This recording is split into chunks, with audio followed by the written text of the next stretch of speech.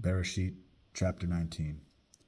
The two angels came to Sodom that evening, when Lot was sitting at the gate of Sodom. Lot saw them, got up to greet them, and prostrated himself on the ground. He said, "Hear now, my lords. Please come over to your servant's house, spend the night, wash your feet, get up early, and go on your way." "No," they answered, "we'll stay in the square." But he kept pressing them, so they went home with him, and he made them a meal, baking matzah, or unleavened bread, for their supper, which they ate. But before they could go to bed, the men of the city surrounded the house, young and old, everyone from every neighborhood of Sodom. They called Lot and said to him, "Where are the men who came to stay with you tonight? Bring them to us. We want to have sex with them." Lot went out to them and stood in the doorway, closing the door behind him, and said, "Please, my brothers, don't do such a wicked thing. Look here, I have 2 daughters who are virgins. Please, let me bring them out to you, and you can do with them what seems good to you. But don't do anything to these men, since they are guests in my house." "Stand back," they replied.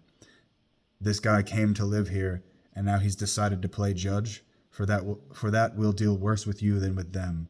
Then they crowded in on Lot, in order to get close enough to break down the door.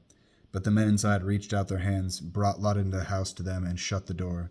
Then they struck the men at the door of the house with blindness, both small and great, so that they couldn't find the doorway. The men said to Lot, "Do you have any people here besides yourself? Whomever you have in the city, son-in-law, your sons, your daughters, bring them out of this place, because we are going to destroy it. Adonai has become aware of the great outcry against them, and Adonai has sent us to destroy it." Lot went out and spoke with his sons-in-law, who had married his daughters, and said, "Get up and leave this place, because Adonai is going to destroy the city." But his sons-in-law didn't take him seriously.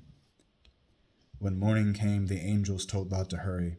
"Get up," they said, "and take your wife and your 2 daughters who are here. Otherwise you will be swept away in the punishment of the city." But he dallied. So the men took hold of his hand, his wife's hand, and the hands of his 2 daughters. Adonai was being merciful to him, and led them, leaving them outside of the city. When they had brought them out, he said, "Flee for your life. Don't look behind you, and don't stop anywhere in the plain, but escape to the hills.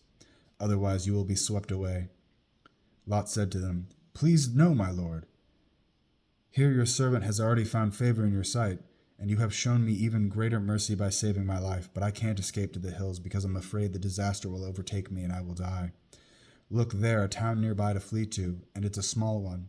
Please let me escape there. Isn't it just a small one? And that way I will stay alive." He replied, "All right, I agree to what you've asked. I won't overthrow the city of which you have spoken. Hurry and escape to that place, because I can't do anything until you arrive there." For this reason the city was named Zoar, which means small. By the time Lot had come to Zoar, the sun had risen over the land. Then Adonai caused sulfur and fire to rain down upon Sodom and Amora from Adonai out of the sky. He overthrew those cities, the entire plain, all the inhabitants of the cities, and everything growing in the ground. But his wife looked back from behind him, and she became a column of salt. Abraham got up early in the morning, went to the place where he had stood before Adonai, and looked out towards Sodom and Amora, scanning the entire plain. There before him the smoke was rising from the land, like smoke from a furnace. But when God destroyed the cities of the plain, he remembered Abraham and sent Lot out away from the destruction when he overthrew the cities in which Lot lived. Lot went up from Zoar and lived in the hills with his 2 daughters, because he was afraid to stay in Zoar. He and his 2 daughters lived in a cave. The firstborn said to the younger, "Our father is old, and there isn't a man on earth to come in to us in the manner customary in the world.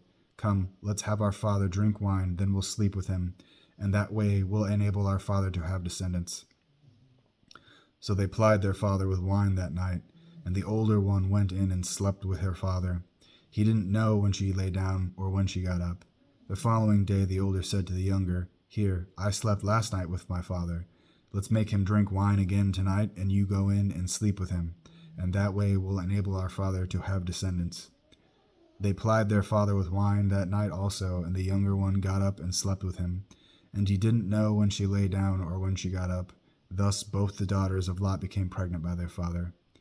The older one gave birth to a son and called him Moab. He is the ancestor of Moab to this day. The younger also gave birth to a son. She called him Ben-Ami. He is the ancestor of the people of Ammon to this day.